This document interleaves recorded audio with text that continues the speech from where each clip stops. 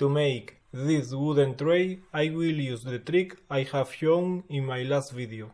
So I put the small wooden block against one side of the meter sled. I put there my workpiece so it is at an angle. And like this I cut 4 pieces.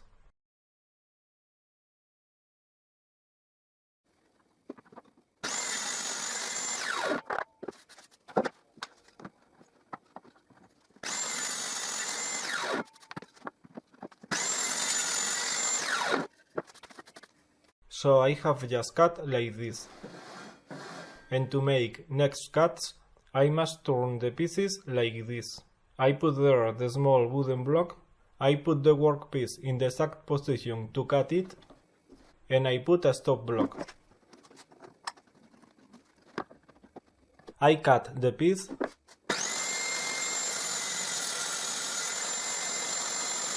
I put the other piece against the stop block, and I cut it. And I do the same to cut the other 2 pieces.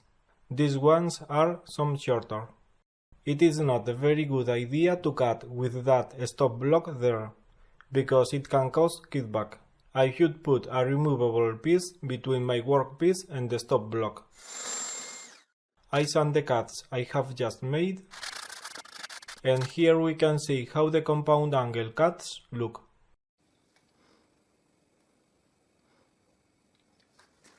Now I will join these pieces like this. So I turn them and I put some pieces of painter's tape in the back.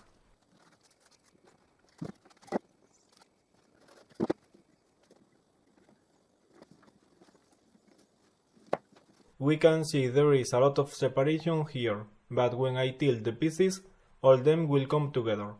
So I apply some glue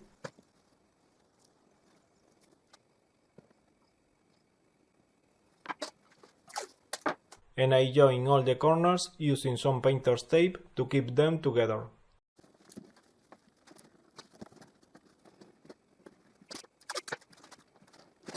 And just to make sure it doesn't stick to the newspaper, I put the wooden tray on a couple of thin strips.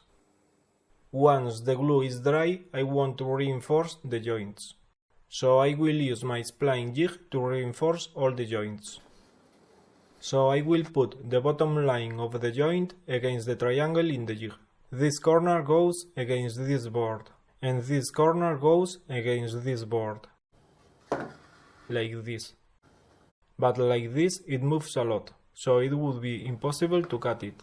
So I measure to center the piece. And I mark the position in the boards in the jig. And I insert one nail in each line. And I make sure the test piece stays steady against the nails and against the triangle in the jig. And I will use a spring clamp to hold it while I cut.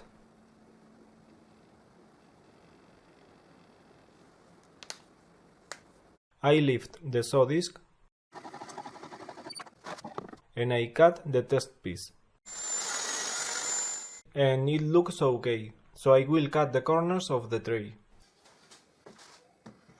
But some way it looks like I must relocate the nails. So I remove them. Once again I measure.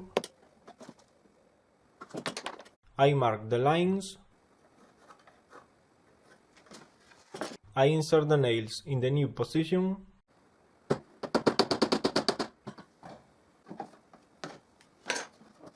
And I cut the first corner. And it looks quite nice. And anyway, now there is no way back.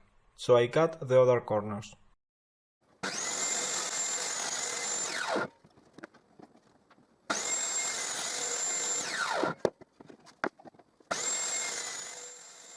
I think these joints will look very nice after I insert the sapili splines. So I thickness that sapili piece until it fits in the grooves in the corners.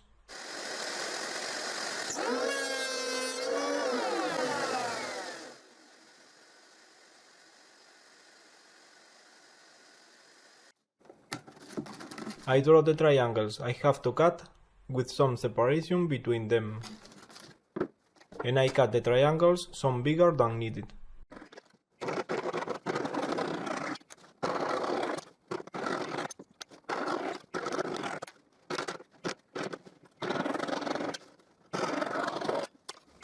And I glue the sapili triangles in the grooves.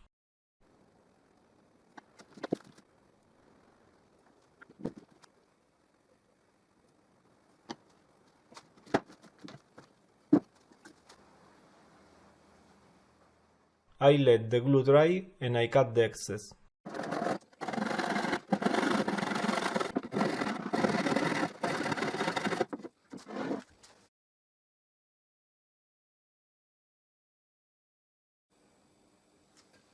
Now in my rotor table I lift the bit until the top of the bit reaches that corner of the tray.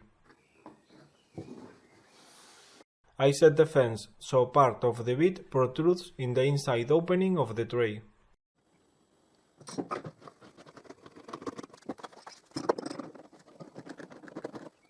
And I route a rabbet between the corners.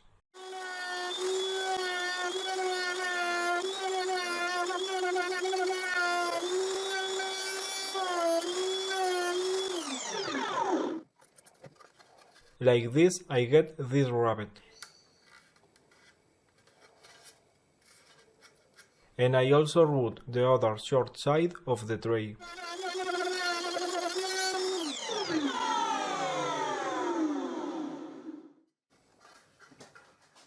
Now after I route, these corners are slightly lower than these ones. So when I route the first long side, this will tilt like this. And then the tray would be tilted when routing the other long side.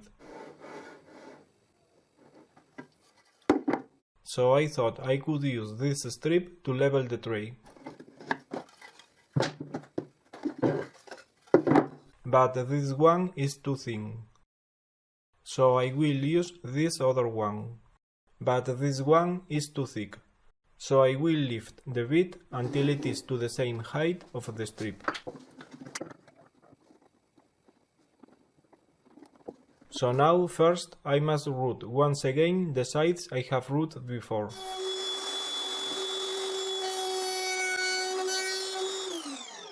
And now if I put there the strip, it is level with the corners I have to route in the long sides. So I set the fence to route the long sides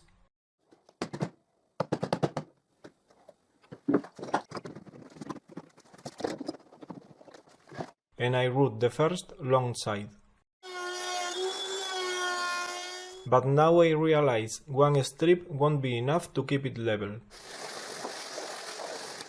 So I put another strip the same thick. And now I can keep routing. I just must make sure I don't touch the strip with the rotor bit. And I must clean the sawdust quite often.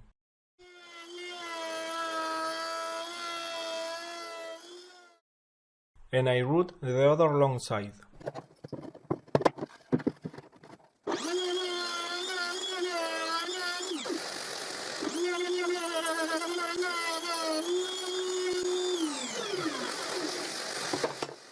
So like this I get the rabbit I need to fit the base of the tray.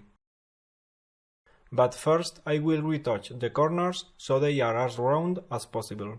As you can see, I had to cut the strips to retouch the corners in the short sides. And now they are almost perfect. Now I cut the base until I think it will fit in the tray.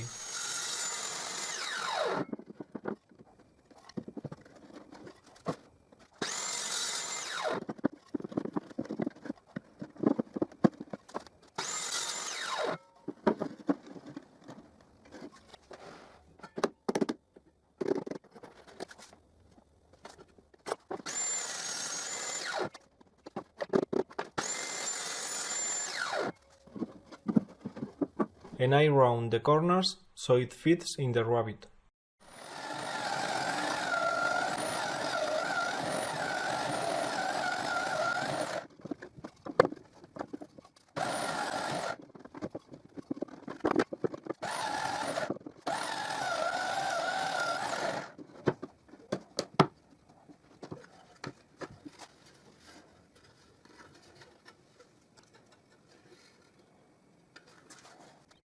So now I can pour some glue in the rabbit.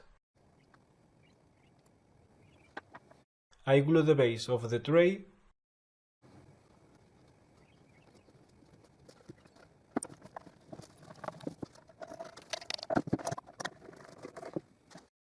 and I clamp the base to the sides of the tray. And when the glue is dry, I can sand the tray. There was a little stip in the base, but I used the sander to level it with the sides of the tray.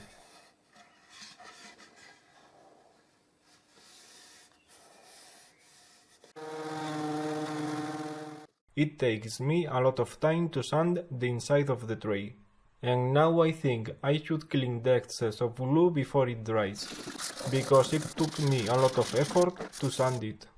Finally, I can varnish the tray. But what? Luckily, I can edit the sound to delete swear words in my videos. Instead of varnish, I took the chrome paint spray. Well, now I will paint the back of the tray like this. After it dries, I apply a couple of coats of varnish. I hope chrome paint won't get in trouble with varnish. Now I sand the edges to get rid of the paint.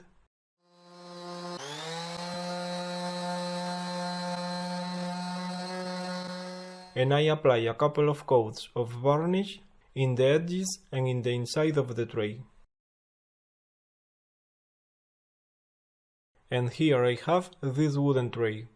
I would say it was easy to make, but it took me a lot of time to sand the inside. Well, finally it looks quite nice. Thanks for watching. In my channel you can find the videos where I show how I made the jigs I have used to make this tray. You can also find the links in the description of this video. And if you like my videos, remember that you can subscribe to my channel.